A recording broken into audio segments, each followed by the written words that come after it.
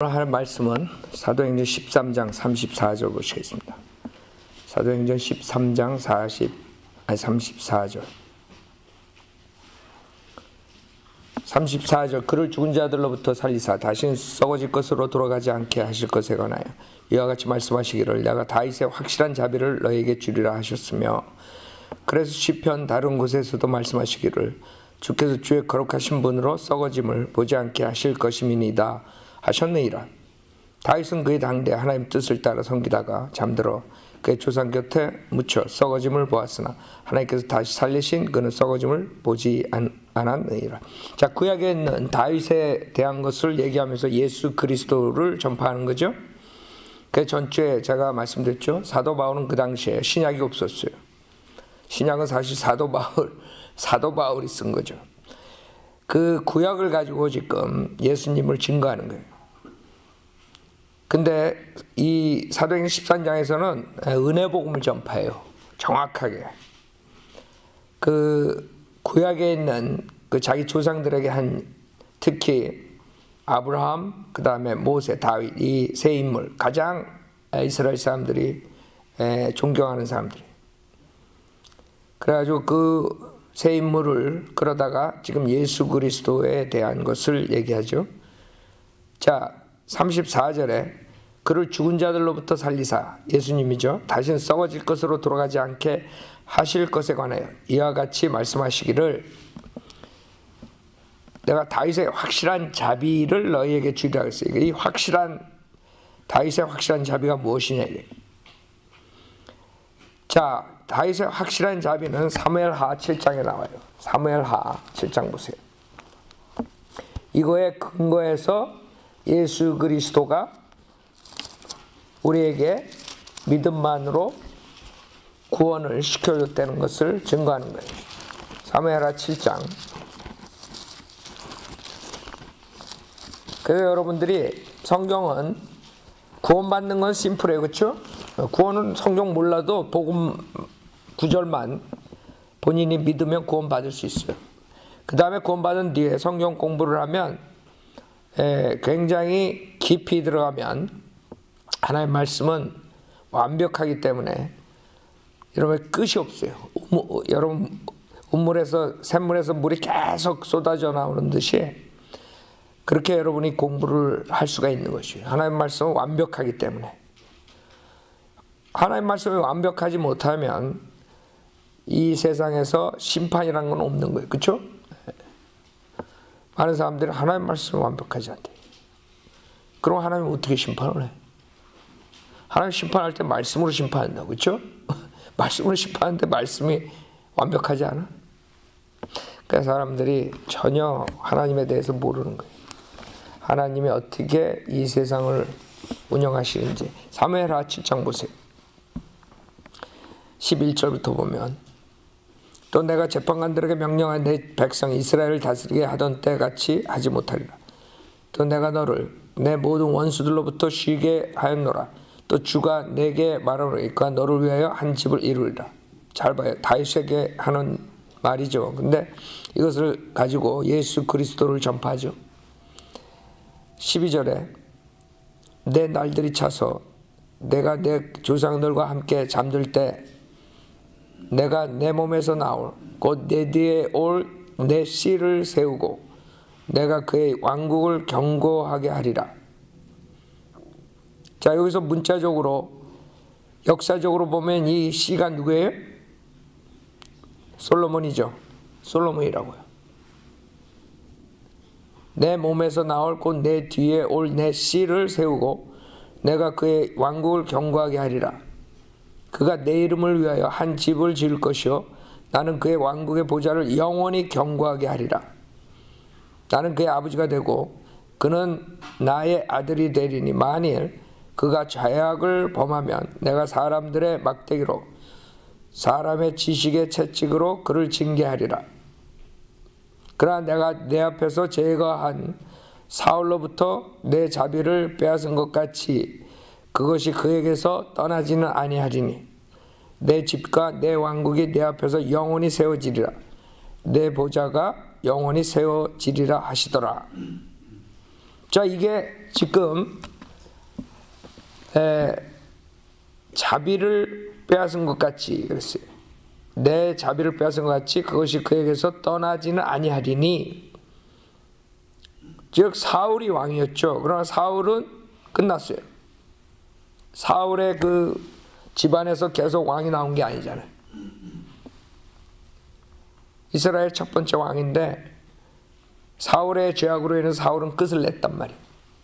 그 역사적으로는 지금 이 있는 그대로 읽으면 솔로몬과 그 솔로몬의 아들들이 지속적으로 해가지고 그 다윗의 보좌가 영원히 가는 거예요.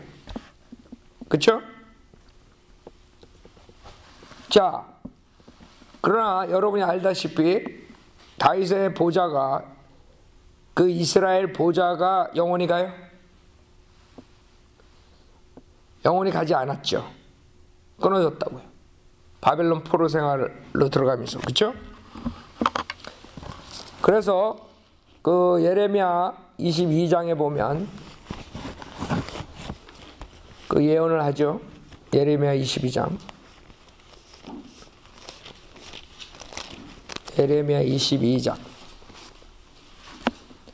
이 예언에 예수 그리스도의 동정녀 탄생, 예수의 신성이 나와요. 예수님께서는 인간의 아버지의 씨로 나오는 게 아니라는 거예요. 그래서 창세기 3장에 나오는 여인의 씨가 결국에 성취되는 거죠. 예레미야 22장 30절에 보면 주가 이같이 말하노라. 너희는 이 사람이 자식이 없겠고 그의 평생에 번성치 못할 사람이고 쓰라. 이는 그의 씨에서는 아무도 번성치 못하며 다윗의 보좌에 앉아 유다를 다스릴 자가 더 이상 없을 것임이라 그랬어요. 끝나는 거예요. 여기서 이 코니아 24절에 보면 주가 말하는 내가 살아있나니 유다왕 여호야킴의 아들 코니아가 내 오른손에 인장 반지를 할지라도 내가 거기서 너를 빼내요.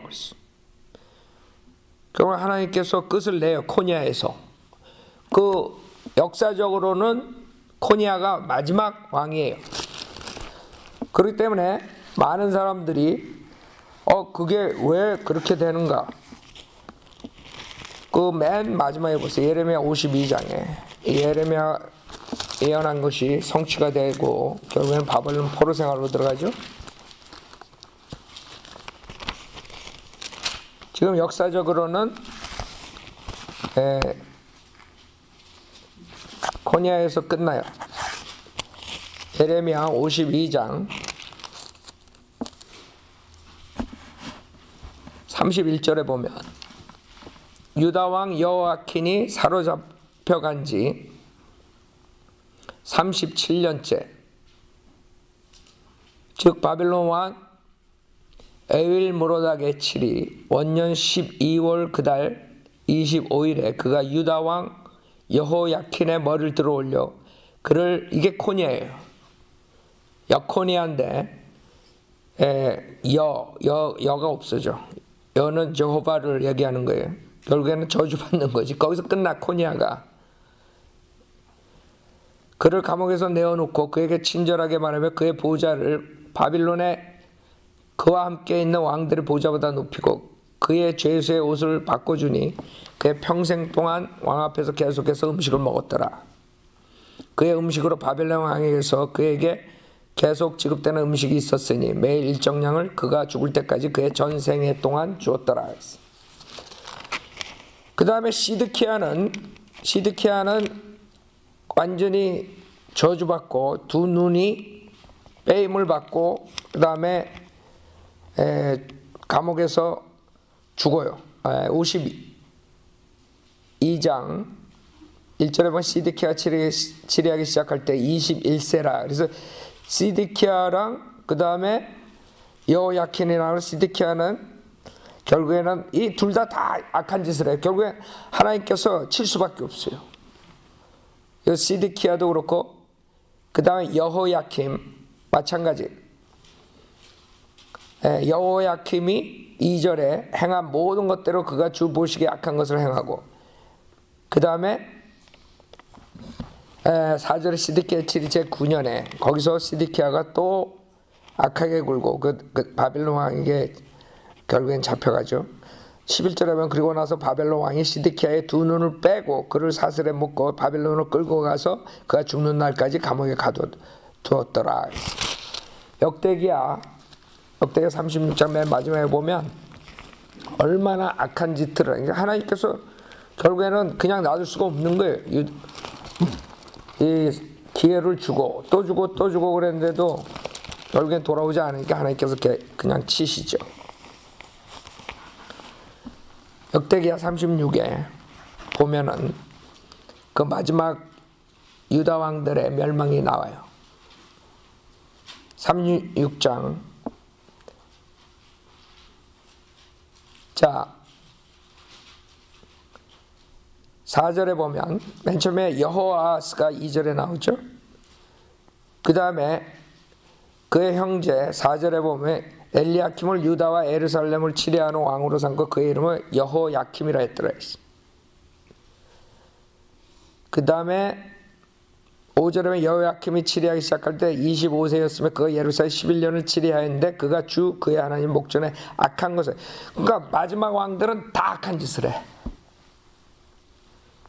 그러니까 하나님이 더 이상 볼 수가 없는 거예요. 그냥 칠 수밖에 없어. 그래서 6절에 보면 바벨론의 느부갓네살 왕이 그를 치러 올라와서 그를 차고에 묶고 바벨론에 데려가니라. 그 다음에 여호야킴의 아들 여호야킨이 왕이 되죠. 8절에 여호야킴의 나머지 행적과 그가 행하고 그에게서 발견된 그의 가정은 보라 이스라엘과 유다의 11개에 기록되어 있느니라. 그의 아들 여호야킨이 그를 대신하여 왕이 되니라. 여호야킨이 치리하기 시작할 때 8세였으며 그가 예루살렘에 3개월 10일을 치리하였더라. 그가 주의 목전에 악을 행하였더라. 악을 행. 그래서 그 해가 다 가자 느부갓네살 왕이 사람을 보내 그를 바벨론에 데려갔으며 주의 전에 귀한 기명들과 함께 가져가고 그의 형제 시드키야를 유다 예루살렘을 치리하는 왕으로 삼았더라. 그 다음에 시드키야도 마찬가지죠. 거기 남아가지고 엄청난 악한 짓을 해요. 11절에 시드키야 치리하기 시작할 때 21세였으며 그가 예루살렘에 11년을 치리하였더라. 그 다음에 시드키야는 결국에는 죽고 그 나중에 여호야킨은 그렇게 지금 우리가 예레미야에서 본 것처럼 바벨론의 포로 생활에서 그렇게 사는 거예요. 자, 거기서 이제 끝나고 70년을 채우고 돌아가죠. 21절에 예레미야의 입을 통한 주의 말씀이 이루어져 땅이 안식하였으니 땅이 황폐한 동안 안식년을 지켜 70년을 채웠더라. 그래서 그 다니엘서에 나오는 그 이스라엘이 다시 돌아가는, 나중에 코레스 왕이 그 보내는 게 나오죠. 22절에 이제 페르시아의 코레스 왕 원년에 예레미야 입을 통해 말씀하신 주의 말씀이 이루어지게 하시려고 주께서 페르시아의 코레스 왕의 영을 감도시키래. 그가 그의 왕국 전역에 포고령을 내리고 글로도 써서 말하기를, 그렇죠? 그래가지고 거기서 1차적으로 70년 뒤에 올라가는 이 사건으로 바벨론 포로 생활이 그런 식으로 비참했건데, 왜? 마지막 때 계속적으로 왕이 결국에는 그런 식으로 하나님을 대적하는 거예요. 그게 코냐예요. 그래가지고 그 코냐에서 끝나. 근데 사무엘하 7장에서는 영원히 세워진다 그래요. 이건 무슨 말이에요? 1차적으로 역사적으로는 솔로몬에 대한 얘기예요. 그렇죠? 그러나 이것은 예수 그리스도를 통해서, 그 씨를 통해서, 교리적으로는 예수 그리스도를 통해서 그 다윗의 확실한 자비가 예수 그리스도를 믿는 우리들한테 온다는 거죠. 시편 89편 보세요. 시편 89편.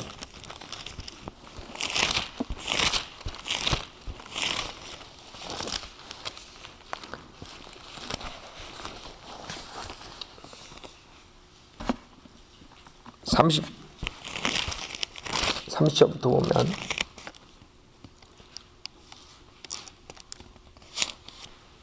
만일 그의 자손이 내 법을 버리고 나의 명령들대로 행하지 아니하며, 그렇죠?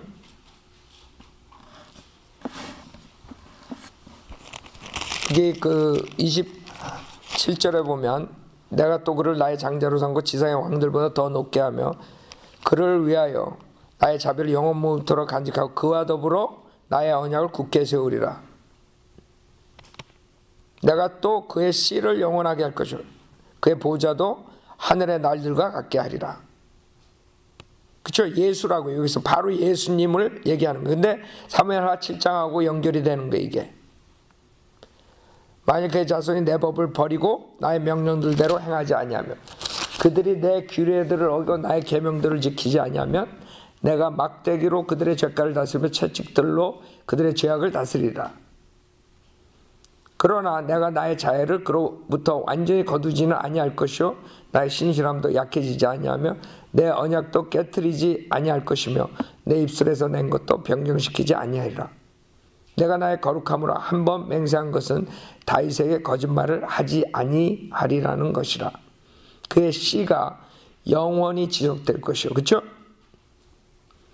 그래서 교리적으로는 사무엘하 7장과 이 시편하고 연결해 볼 때 교리적으로는 예수 그리스도고, 예수 그리스도, 그 씨가 예수 그리스도, 다윗의 씨가 예수 그리스도로서 되면서 여러분들이 크리스찬들이 그 씨로서 영원히 지속되는 거예요.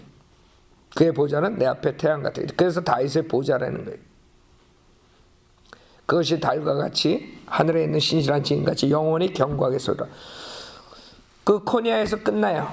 역사적으로는 그 왕이. 그 다음부터 포로 생활로 들어가는 거예요. 이스라엘은 끝나는.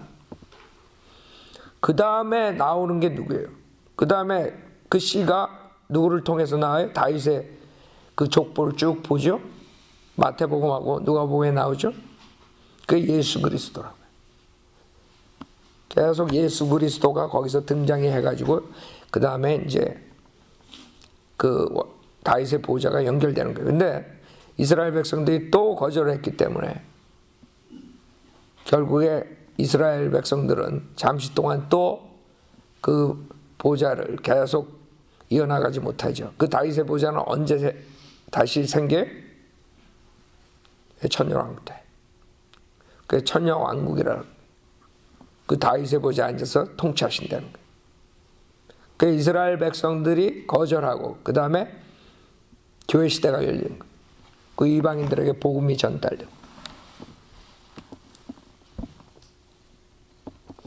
자, 근데 38절에 봐요. 그러나 주께서 그를 버리시고 증오하셨으니 주께서 주의 기름 부음 받은 이에게 진노하셨나이다. 주께서 주의 종의 언약을 거부하시고 그의 왕관을 땅에 던져서 욕되게 하셨으며 그의 모든 울타리를 부수시고 그의 요새를 황폐케 하셨나이다. 여기서 지금 38절은 분명하게 십자가 사건의 초림, 그가 주께서 그를 버리시고 증오하셨으니 주께서 주의 기름 부음 받은 이에게 진노하셨나이다. 그렇죠? 그 다음에 46절에 보세요. 주여 언제까지나이까? 주께서 자신을 영원히 숨기시겠나이까? 주의 진노가 불같이 타겠나이까? 나의 때가 얼마나 짧은지 기억하소서. 주께서는 모든 사람을 어찌 그리 허무하게 지으셨는지요. 살아서 죽음을 보지 아니할 사람이 누구리까? 그가 자기의 혼을 음부의 손에서 구해내리까? 셀라. 주여 주께서 주의 진리 가운데서 다윗에게 맹세하셨던 이전에 주의 자애들은 어디 있나이까? 그렇죠? 주님이 다윗하고 언약을 맺었죠.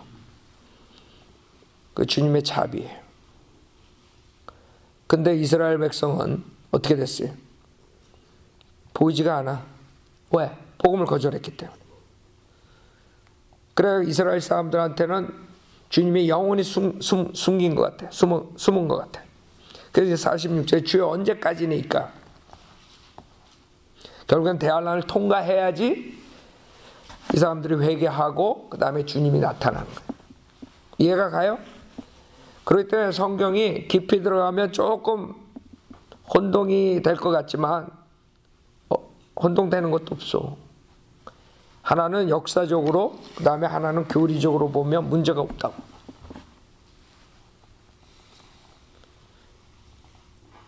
그래서 이스라엘 백성들은 그 예수님을 거절했기 때문에 결국에는 주님이 숨은 것 같아요.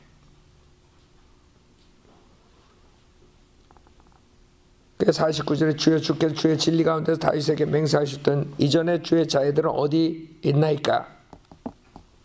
다윗의 언약을 했는데 그 자비에 대해서 말씀하셨는데 주의 종들의 비방을 기억하셔서 모든 막강한 백성들의 비방을 어떻게 내가 내품에 지니리까? 오 주여 주의 원수들이 그것으로 비방하였으며 그들이 그것으로 주의 기름 부음 받은 이의 발걸음을 비방하였나이다. 그러니까 역사적으로는 다윗이고 그다음 교리적으로는 예수님이에요. 우리 시편 다 공부했죠? 그렇게 해서 많은 사람들이 시편을 잘못해가지고 거의 시편을 다 교회 시대에 다 그냥 영적으로 적용 다 해버린다고. 그러면 교리는 완전히 망가지는 거예요. 그 다음에 대부분 시편은 대할란과 재림의 얘기가 많다 그랬죠. 천년왕국가. 그랬더니 교회 시대에 다 적용해버리면 답이 안 나와요. 여러분 그래서 누가복음 1장에 보면 이스라엘 백성들이 그것을 기다렸던 것이 지금 말했던. 근데 또 어떻게 해요? 이 메시아가 왔는데 또 받아들이지 않죠. 누가복음 1장 31절에 보세요.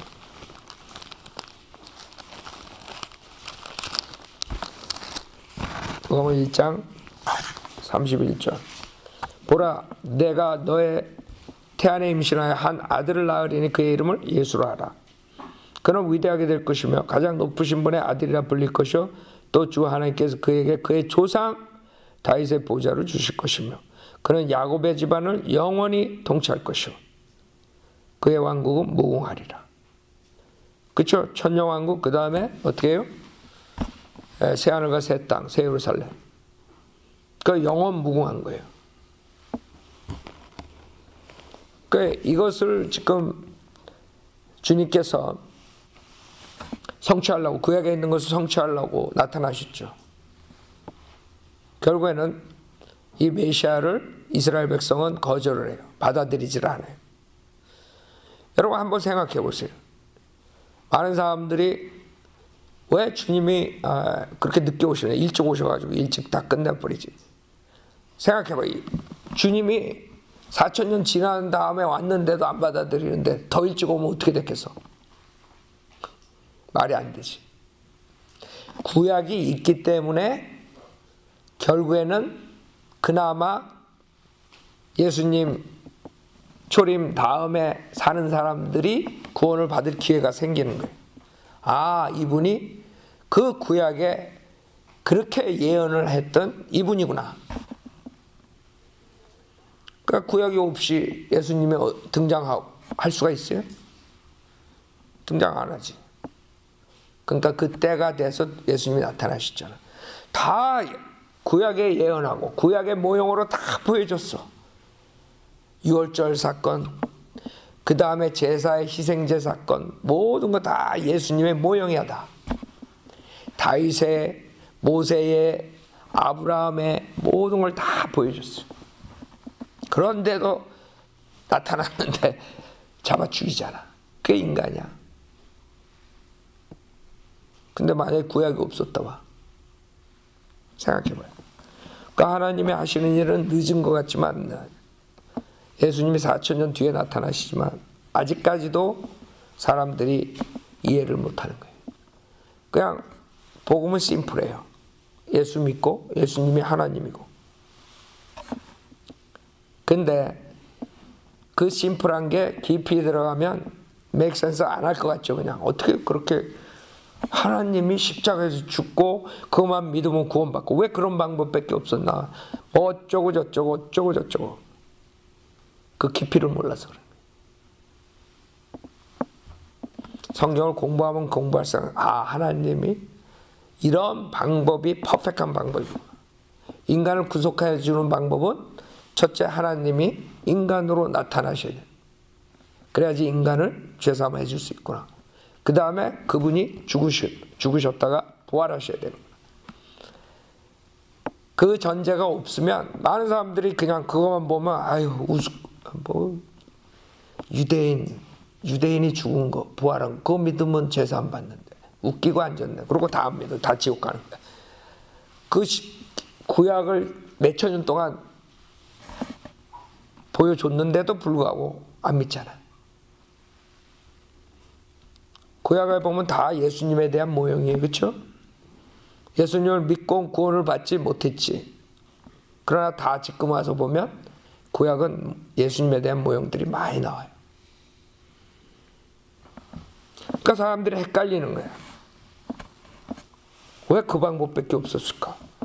많은 사람들 여러분 구령하다 보면 제일 막히는 게 이번에도 내가 우리 이번에 가서 한번 그 얘기를 하는데 그분도 계속 그러는 거야.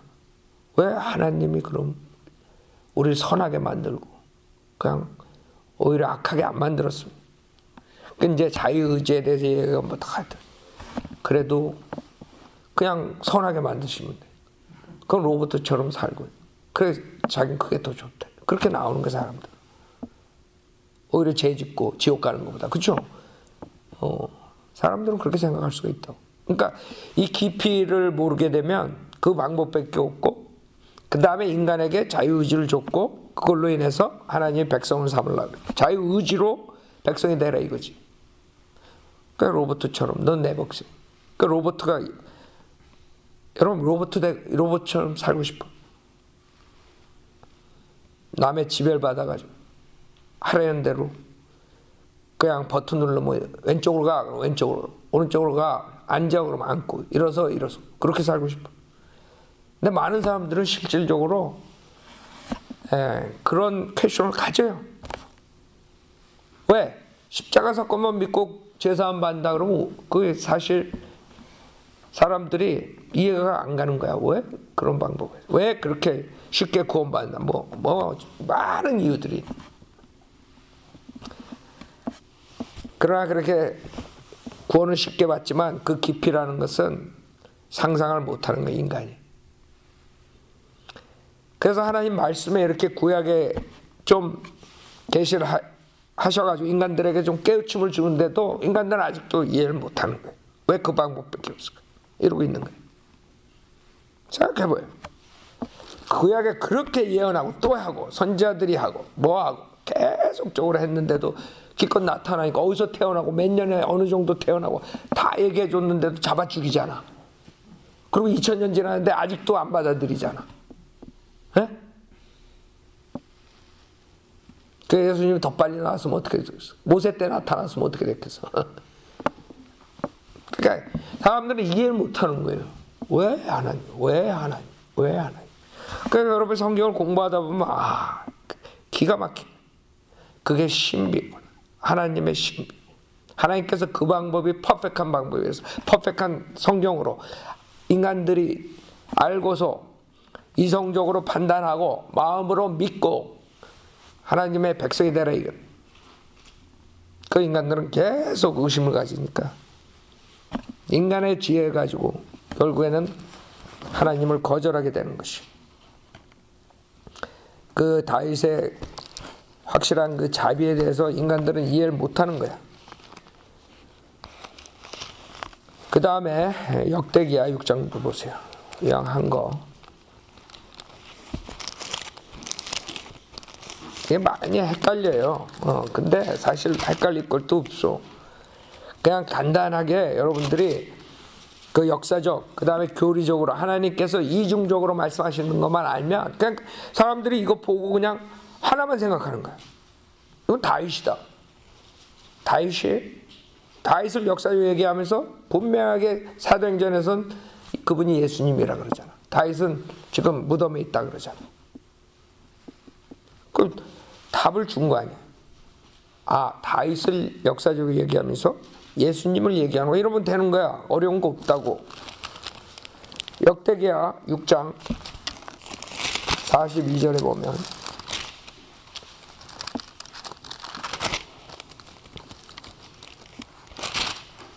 지금 솔로몬이 기도하는 거예요. 지금 솔로몬에 대해서 얘기를 하죠. 역사적으로는 사무엘하 7장이 그 다윗의 아들 그 씨는 솔로몬이에요. 솔로몬으로 그 왕국을 경고하게 이렇게 읽을 수밖에 없어.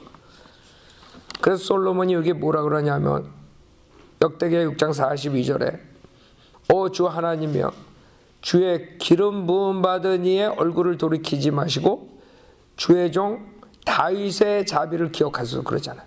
그렇죠?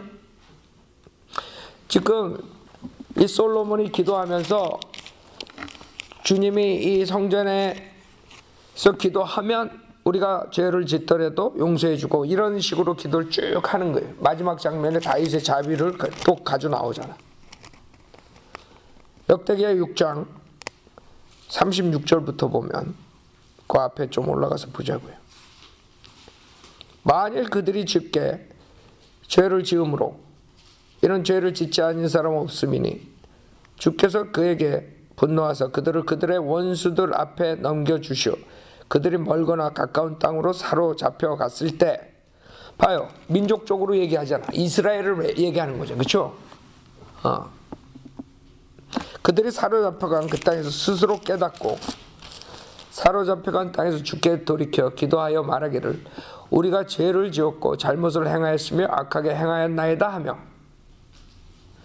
그들을 사로잡힌 땅에서 그들의 마음을 다하고 그들의 혼을 다하여 주께 돌이켜 주께서 그들의 조상에게 주신 그들의 땅과 주께서 택하신 성읍과 주의 이름을 위하여 내가 건축한 전을 향하여 기도하거든. 그렇죠? 그래서 이스라엘 백성들에 대한 그 죄와 회복과 하나님의 용서함 그걸 지금 얘기하는 거예요. 그래서 이스라엘 백성들이 기도하는 성전 그걸 얘기하는 거예요. 그러니까 지금 성전이 있어요 없어요? 없다고. 왜? 이스라엘 백성들이 주님을 불복종해가지고 일시적으로 쳐버리신 거예요.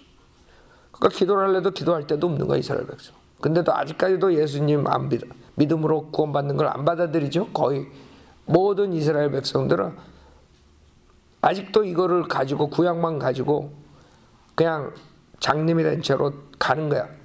그래가지고 지금 그 사람들이 이 성전을 건축하려고 난리가 났지. 근데 문제는 뭐야? 장소를 획득을 못하는 거지.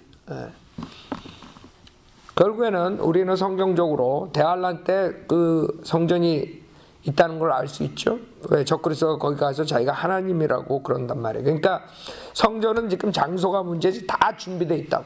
성전 지는 거는 그냥 한 달이면 금방 질 수 있다고. 모든 걸 다 준비하고 있어.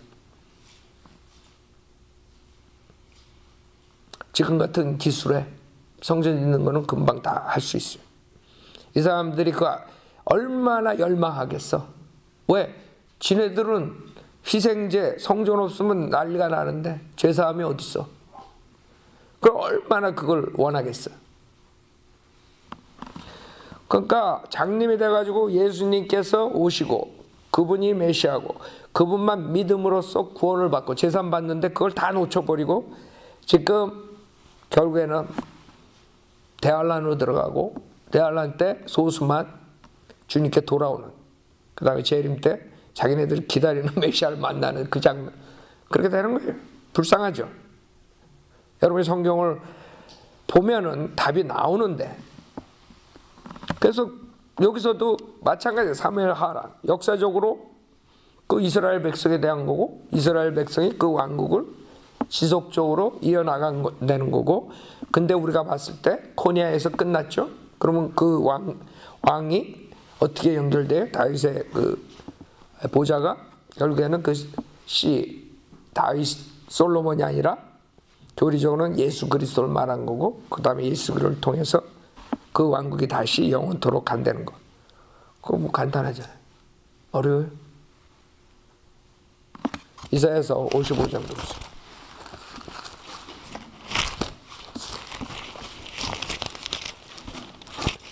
이사야서 55장. 그래서 여러분이 공부를 하려는 거예요. 성경을. 공부를 안 하면 김경환 목사가 공산당한테 예수 부인하라 그랬다고 그렇게 되는 거야. 이사야서 55장 자, 1절부터 보세요. 너희 목마른 자들은 누구든지 물들러 나오라. 돈 없는 자도 오라. 너희는 와서 사 먹으라. 정령 와서 돈 없이 값없이 포도주와 젖을 사라. 완전히 교회 시대 구원이죠. 거저 믿음만으로 구원받는다는, 그렇죠? 어찌하여 너희는 양식이 아닌 것을 위하여 돈을 쓰며 배부르지 않는 것을 위하여 수고하느냐. 내게 열심히 경청하고 좋은 것을 먹으라. 그리하여 너의 혼의 통회함 속에서 스스로 기뻐하게 하라. 너의 귀를 기울이고 내게 와서 들으라. 그리하면 너의 혼이 살리라. 또 내가 너희와 영원한 언약을 맺으리니 곧 뭐에? 다윗의 확실한 자비니라. 그래서 역사적으로 이렇게 꺼내면서 결국엔 예수 그리스도 연결해가지고 예수 그리스도를 믿음만으로 자비를, 다윗의 확실한 자비를 얻고 믿음만으로 구원받는다는 걸로 연결하는 거예요. 기가 막히죠. 그래서 다윗은 예외예요. 율법 시대에 다윗이 저지른 살인과 간음은 죽을 죄라고. 그때 하나님께서 예외를 둔 거예요. 성경에. 거짓 목사들은 지도 다윗이라고 그러고 예외를 해. 아니, 예외는 한 번만 있으면 되지 왜 또 두겠어? 성경 어디 있어? 거짓 목사 조용기 어디 있어? 그거 없네. 성경에 쓴 이유는 그 성경을 통해서 다윗의 자비를 알려는 거지. 조용기 자비 알려는 게 어디 있어? 앞만 봐도 없네. 성경에 기록된 이유가 있는 거야. 예외를 준 이유가 있는 거야. 다윗의 자비에 대해서, 확실한 자비에 대해서 썼기 때문에 우리가 그것을 아는 거지. 그게 성경에 없었다면 어떻게 알아? 에녹도 마찬가지. 홍수 전에 에녹이 들림을 받잖아. 그 예외를 거기에 했기 때문에 여러분이 지금 휴거를 설명할 수가 있지. 그러니까 성경에 있는 그것 그대로 믿으면 문제가 없어. 근데 다 성경 읽어놓고 지가 다윗이래. 지도 예외래. 왜 또 예외를 하나님이 주겠어? 성경에 벌써 있는데. 하여간 제가 무서워서 성경을 가르치지 못해요. 그렇게 가르쳐 놓으면 거짓 목사들이 다 이용해 먹어. 거 봐라, 다윗도 간음하고 살인하고 그 자비로 이렇게. 구약 시대는요 율법 시대, 행위권이라 믿음과 행위야. 단 다윗은 예외. 하나님께서 일부러 예외로 다윗의 확실한 자비를 가르쳐주기 위해서 쓰신 거야. 다윗의 언약. 그 다윗의 확실한 자비를 가지고 거 봐라, 구약은 다 믿음만으로 구원받는 거 지금하고 똑같아. 멍청한 소리들 하고 있대. 그러면 성경 전체가 다 틀려. 구약 다 바꿔야 돼. 구약에는 분명히 행위권이야. 여러분이 성경을 잘못 배우면 목사한테 아주 완전히 지옥 가는 거야. 알아요? 구약은 신약하고 교회 시대랑 그 다음에 대할란하고 모든 게 구원론이 다 틀려. 그걸 똑같다 함으로써 지금 교회 시대에는 행위구원 가르쳐. 어떤 사람들은 구약도 믿음만으로 구원받는다. 잘못 가르쳐. 성경을 잘못 가르쳐서. 자, 오늘 여기까지 하죠.